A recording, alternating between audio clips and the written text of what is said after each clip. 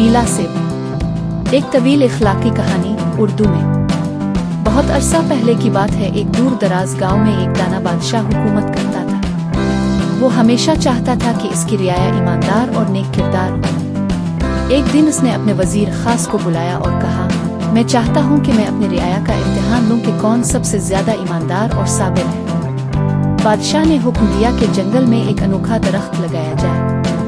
ये दरख्त कोई आम दरख्त नहीं था, बल्कि इस पर नीले रंग के सेब लगते थे जो बहुत नायाब और कीमती थे। बादशाह ने ऐलान करवाया कि जो शख्स ये नीला सेब तोड़ कर लाएगा उसे इनाम दिया जाएगा, लेकिन शर्त ये थी कि वो सच्चाई से बताएगा कि इसने सेब कब, कैसे और क्यों तोड़ा। गांव के बहुत से लोग नीले सेब की तलाश में निकले। कई लोग सेब तक पहुंचते ही फौरन तोड़ लेते और झूठ बोलकर बादशाह के पास आ जाते।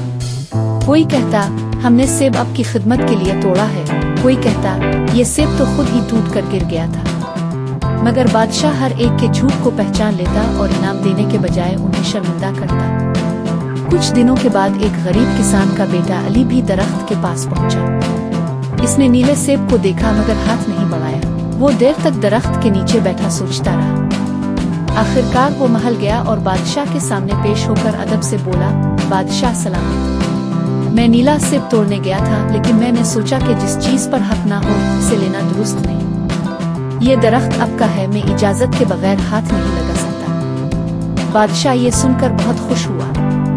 इसने अली को गिले लगाया और कहा, बेटा तुम ही असल बहादुर और ईमानदार हो। नीला सेब लेने का असल मकसद ताकत और चालाकी नहीं, बल्कि सच्चाई और दयानतदारी का इम्तिहान था।